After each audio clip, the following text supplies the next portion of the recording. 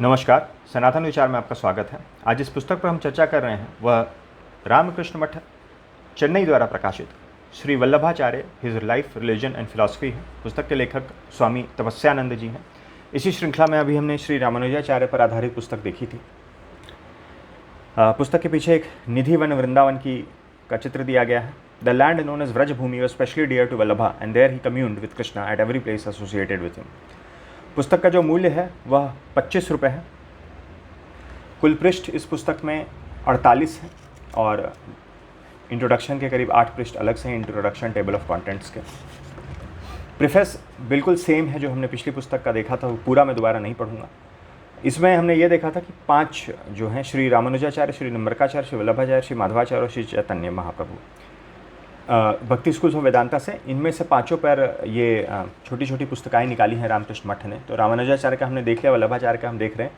अभी फ़िलहाल मेरे पास ये 2 ही पुस्तिकाएं हैं। कुछ दिन पहले कहीं गया हुआ था तो वहाँ पास में ही रामकृष्ण मठ था, वहाँ जाने का अवसर मिला तो उनके पास यही 2 पुस्तिकाएँ थी।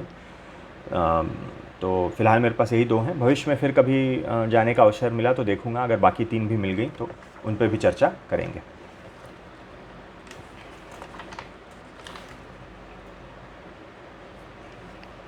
ट्रांसलिटरेशन गाइड दिया गया है। फिर उसी प्रकार से श्री वल्लभाचार्य का जीवन परिचय, उनका अर्ली लाइफ, पहली तीर्थ यात्रा, 3 तीर्थ यात्राओं का वर्णन मिलता है इसमें।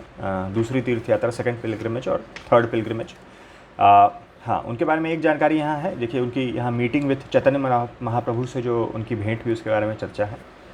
All the great Vaishnava acharyas Ramanuja, Nimbarka and Madhva had preceded Vallabhacharya and the only one other Chaitanya was his contemporary. तो वल्लभाचार्य जो थे वो इन सब के बाद, रामानुजाचार्य का काल 1017 से 1137 लिखा गया है, निम्बरकाचार्य का 13th सेंचुरी लिखा गया है, माधवाचार्य का 1238 से 1317। केवल चैतन्य महाप्रभु 1485 से 1533 और उसी समय वल्लभाचार्य 1479 से 1532। तो उनकी जो भेंट हुई श्री चैतन्य महाप्रभु से, उसके बारे में life of retirement and production of commentaries, उसके बारे में जानकारी दी गई है।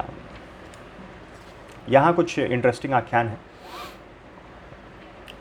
In his third pilgrimage while returning from Jagannathpuri he halted at Ganga Sagar and there started writing the commentary on the Bhagavata. जो हम श्रीमद् भागवत पे इन बहुत ही प्रसिद्ध अभी पुस्तक उपलब्ध है।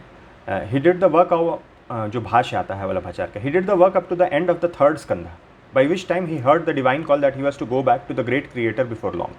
So he skipped over the other skandhas and took up the 10th, the section dealing with Sri Krishna's life.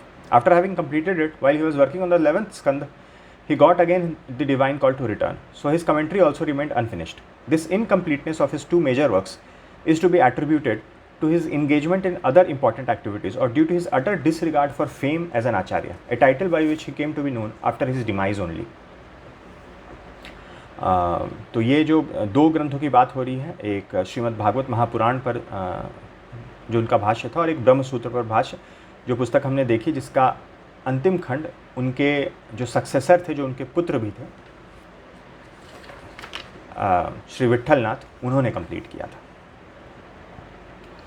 फिर अन्य जो उनकी रचनाएं थे उनके बारे में जानकारी कुछ दी गई है। He wrote a commentary and a karika on Jaimini's Purva Mimamsa Sutra, of which the karika alone is extant. Besides, he wrote several small books, some of them comprising a few couplets only. Total, there are 16 in numbers, known as Sodasha Granth. He wrote also another book, Tatvarth Deep Nibandha, or Essays on the Light of Knowledge, which is bigger than all the other 16 books mentioned above. It is a manual of his system giving an outline of his theology and way of life. All the above are in Sanskrit, and there are 5 other books of his in Braj भाषा। फिर उनके बाद संप्रदाय जो है वो किस प्रकार से किन चुनौतियों का सामना करना पड़ा और श्री विट्ठलनाथ जो हैं वो किस प्रकार से उन्होंने संप्रदाय को आगे बढ़ाया और उनकी रचनाओं को कंप्लीट किया। फिर यहाँ से जिस प्रकार से हमने उस पुस्तक में देखा था, श्री रामानुजाचार्य वाली पुस्तक में विशिष्ट अद्वैत पर चर्चा थी, यहाँ शुद्ध अद्वैत पर उसी प्रकार से चर्चा है। क्रिटिक ऑफ मायावाद, अविकृत परिणामवाद, चूँकि शुद्ध अद्वैत में यह माना जाता है कि सब कुछ सत्य है और सब कुछ ब्रह्म है, और फिर भी ब्रह्म में विकार नहीं है, और लेकिन जो हम देख रहे हैं भौतिक जगत वो भी ब्रह्म ही है, तो वही हुआ अविकृत परिणामवाद।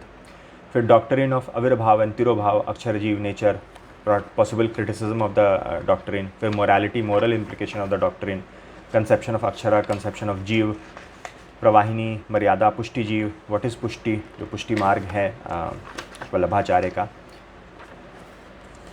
3 forms of service, dehaja, vittaja, manasa, maturity of devotion through service, fruit of bhakti. तो छोटी सी पुस्तिका है ये भी। ये थी कुछ जानकारी रामकृष्ण मठ द्वारा प्रकाशित Shri Vallabhacharya his life religion philosophy पुस्तक पे।